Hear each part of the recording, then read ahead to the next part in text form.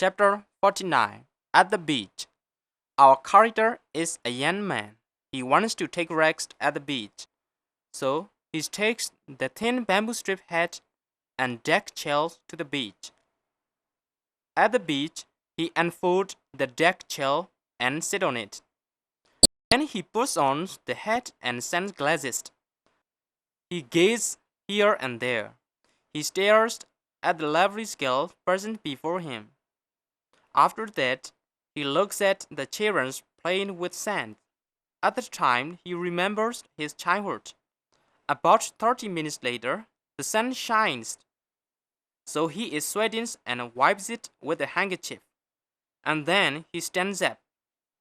He takes his sunglasses and hat off. He runs into the water. He feels cold, so he jumps and comes back to the beach. After a few minutes, he runs toward the sea again. He dives into the water. Finally, he swims happily and have a nice day.